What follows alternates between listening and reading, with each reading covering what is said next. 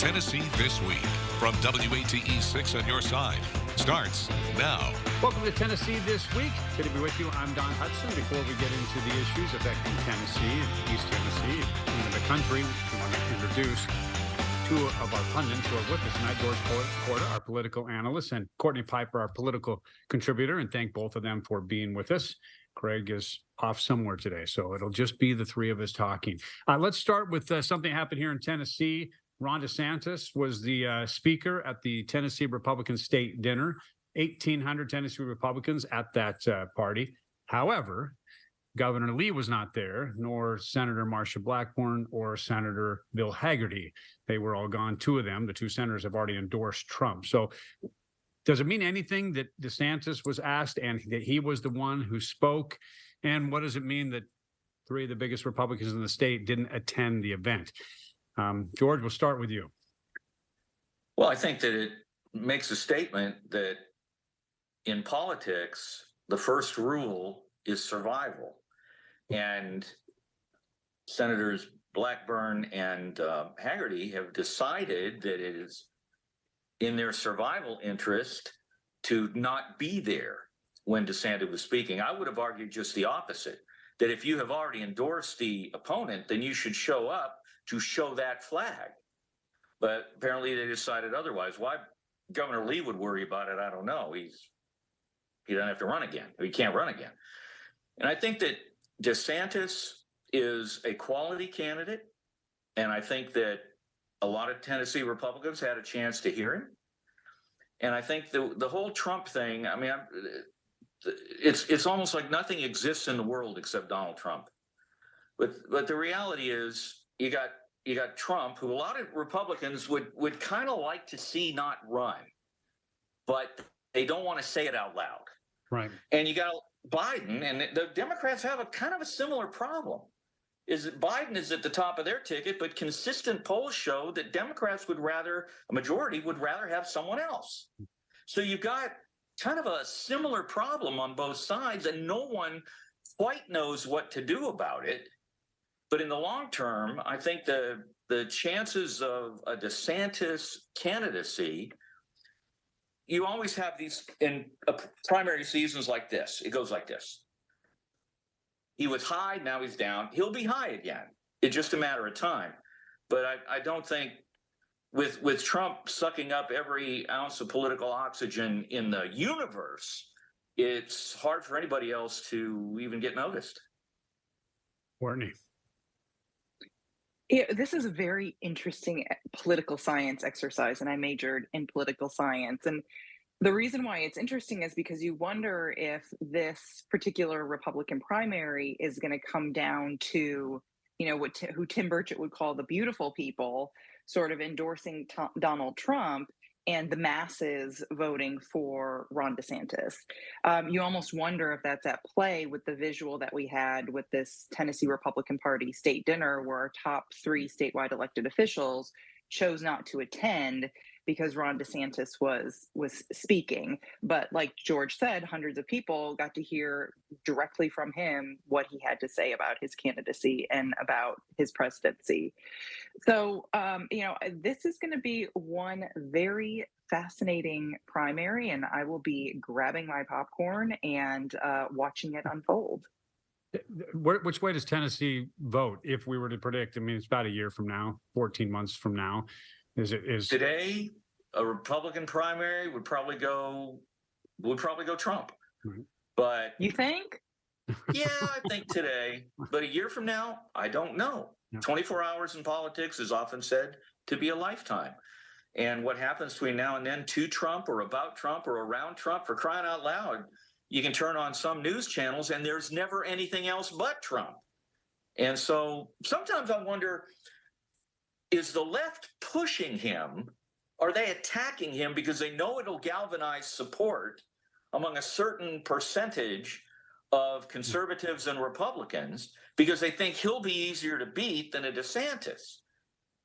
I sometimes wonder if that's the case. There's danger in that. Yeah. there is great danger in that. And I also wonder sometimes if all of these legal things being done to Trump, if they won't backfire from the standpoint with independents saying, now, wait a minute. We got Biden over here with secret stuff in his garage and nobody's threatening him. We've got all of these other things going on, and only one getting indicted is Trump. Now, I think he does have some issues with the 2020 election, but I don't think they're as significant as they're being made out to be. But I do think he does have some issues. Well, I mean, they're extraordinarily significant issues. Right. And, I saw a couple of weeks ago, Paul Ryan, the former Speaker of the House, was on a television morning show. And he was speaking very bluntly about, the Trump, DeSantis, and just the Republican primary in general. And I remember the anchors asked him a question related to, you're being very blunt about former President Trump. And he said, well, I don't need anything from him. I'm not an elected official. I don't plan on running for office. I don't need anything about him. So I don't need anything from him so I can speak freely. And you wonder if that's at play with some of our Tennessee statewide elected officials, that if he runs or if he wins after this run, they're going to need something from him. And because they need something from him, they're sort of beholden to him, and they have no other choice to show that loyalty. If they, showed up at this rally, they probably would have faced some repercussions from Donald Trump. So they had everything to lose by attending, nothing to gain. They have everything to lose by not endorsing Donald Trump. Because if he wins, then they're in his good graces. If he doesn't win, then they can go groveling to the Republican nominee and all is forgiven.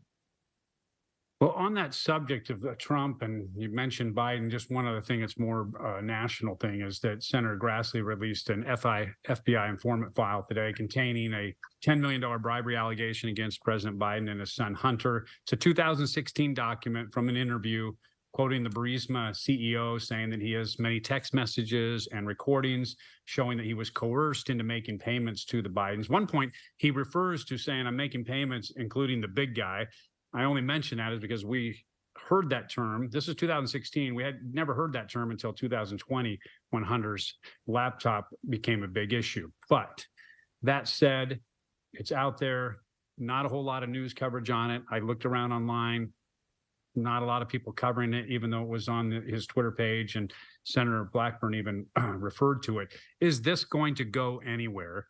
Will there even be some type of investigation of this? And there's also the accusation that FBI and DOJ didn't do its job because he's having to bring us to the public instead of them using it in their investigation. So I'll start with Courtney. It's just this has been discussed ad nauseum, and every single time it's discussed, these documents are found to, and this whole issue has been found to lack credibility. A Trump-appointed Justice Department has looked at this. A Trump-appointed U.S. attorney has scrutinized this. And every single time we find that it lacks credibility. So at some point you wonder, is this being brought up again and again and again to simply give Republicans some leverage during a presidential election? And I think the answer is yes.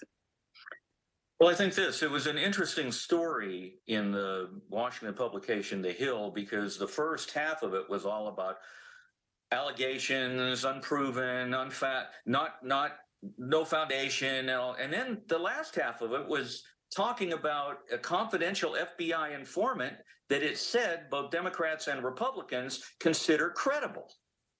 And this informant was talking about the head of Burisma, talking about the money that he's given the Bidens and about how he put Hunter Biden on the board. I mean, look at it this way. Hunter Biden had as much experience running that thing as I do flying B-52 bombers. But he was on the board of that thing for a reason, and it does seem credible that it was to take care of any problems there might be with the United States, which is what the Burisma head has said to have told the confidential informant. So, and here's what happens in these things quite often is there's no evidence. Well, yeah, there never is any evidence until you investigate, until you get to the bottom of it, till you put enough people on it to try to find out what happened when. You've got Hunter Biden on a recording talking about his dad sitting right there, and he's telling this guy, in effect, you better cough up the money or this guy sitting right here ain't going to like it. I'm paraphrasing. Yeah. So if all of this were Trump, do you think, Don, that there be so little coverage? Do you think there'd be so little discussion about it? News coverage without objectivity is propaganda, and it can be that way in what's decided to be covered as well as what isn't covered. And I don't like the idea that Grassley released this thing. But at the same time, if he's being told, no, we're not going to release this thing, and no, we're not investigating any further, they kind of left with no choice. Maybe it's a way to force the FBI to do so. I don't know. All I know is if you're going to have a principle, have a principle. And not George, politics. I would agree with you, except for the fact that we've had several Trump appointed, the Department of Justice, a U.S. attorney, have looked at this. Like, they have done the investigation, they have provided that scrutiny, and there has been found to be no credibility. So it's not like this issue hasn't been investigated, it hasn't been scrutinized, and it was scrutinized by Trump appointed people and entities, and it was found to lack credibility. Well, then, here's what I think. I think if there are recordings, as is alleged, recordings with the president on them talking about these deals, then cough them up or stop talking about it. Right. I was just going to say that's probably the only thing that's going to change if he actually can bring out those text messages and those recordings, because people can say all they want. I have this, I have that, but until you actually bring it to the table, that's why I don't know which one you mentioned, that's what evidence is, not hearsay, but evidence. Anyway, all right, a couple issues down. We'll get to much more when we come back. Welcome back to Tennessee This Week. The next issue we want to talk about, and I know we've talked about before, but maybe a little differently this time, third grade retention numbers, appeals. All those numbers came out. We now know, according to the Department of Education, they received 9,054 unique student appeals, 7,812 were approved. That's 86%. 14% were denied. So let's first talk about the law. Does this actually help? Is it going to help as it is with literacy, or does it need to be tweaked? And we'll start with Courtney this time. No, the law is garbage. It's complete and total garbage because it doesn't put helping kids learning how to read front and center. It puts punishing kids who are not reading at grade level as the goal. And if our goal collectively as Tennesseans is to make sure our kids are reading at grade level, then we need to make sure that they have the resources and the proven access to the proven techniques to help them read. Retention is not shown to do that. It can actually be more counterproductive than it is productive. So this law is garbage because it doesn't rely on proven data and techniques that help kids learn how to read. And then how do we do that? I mean, you mentioned a couple of things, but is that going to require, like almost like saying, hey, we need a new person. You got a principal, assistant principal, the reading principal, and then money, or what is it? There are direct supports that can be provided in Knox County school classrooms and through tutoring to help children read. The summer reading camp programs that are available to kids in Knox County schools, there's data to show that those are incredibly effective. Right. What if they were available on some kind of year-round basis for kids who are struggling to read at grade level?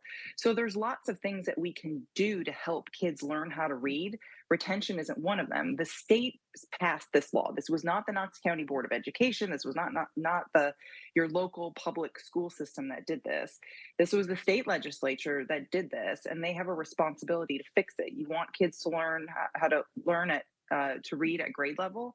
Make sure that each individual school district in the state of Tennessee has the resources they need to help kids learn how to read, and proven resources. So things where we can look at study and data to say, yes, summer reading camps year round, more access to tutors. That's what's going to help Johnny and Jamie learn how to read at grade level, not retention. George, your thoughts on the law? Does it need to be tweaked?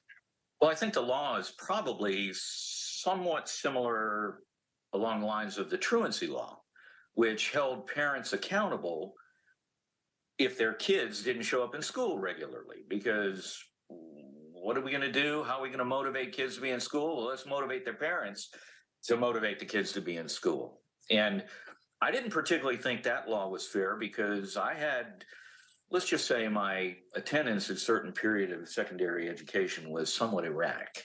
And we're getting confessions now here. Yeah. It was really bad. We had a tumultuous time from a family standpoint, and I decided, doggone it, I'm not going to school. I don't feel like it. And my mother shouldn't have been punished for that, but that's what would have happened. And I don't think that was fair. At the same time, I was in a conversation the other day with a woman who's frantically devoted to condemning inequality, economic inequality in our country.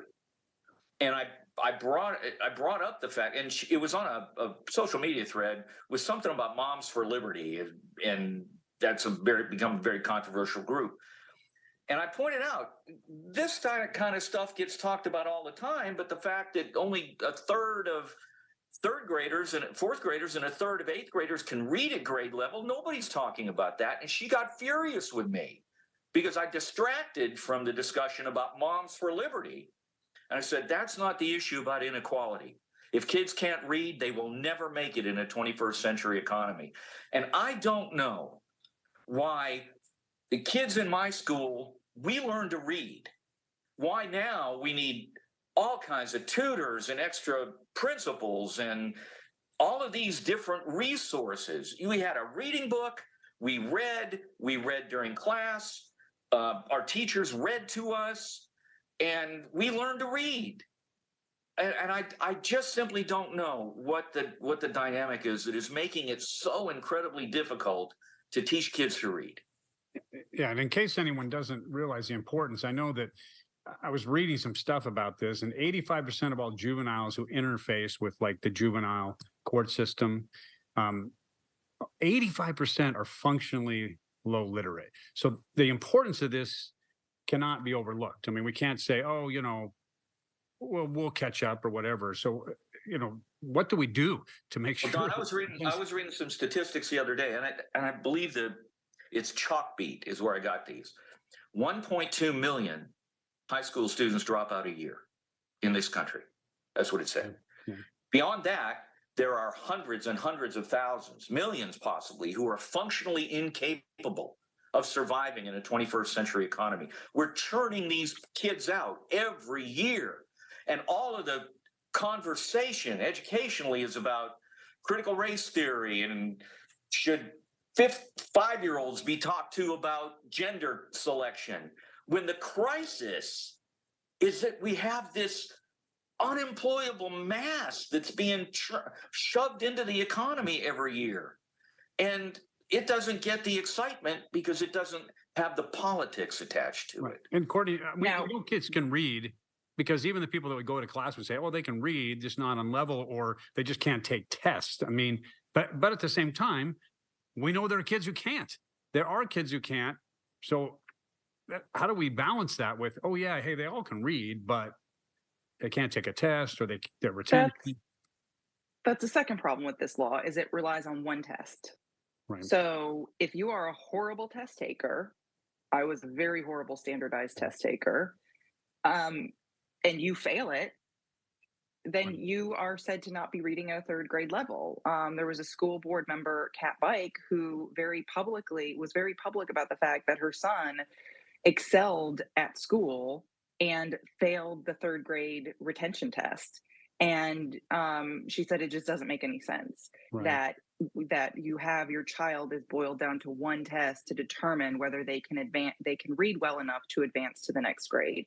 And that is a key problem with this law, is another reason why it's junk, is it relies on one test. So you could fail that test, and you could have teachers and parents and other school administrators advocating for that child and saying, no, this has not been our experience. They're reading this, they're reading that, they can write, they can comprehend. This test is not reflective of the student's body of work throughout the last year or 3 years. That should be taken into consideration. We shouldn't boil kids down to one test. Well, in the next legislative session, maybe they will tweak it a little bit to include that. But the what's still out there, and we're not going to solve this problem, and we need to take a break, is there are kids that are going through the system that can't read very well.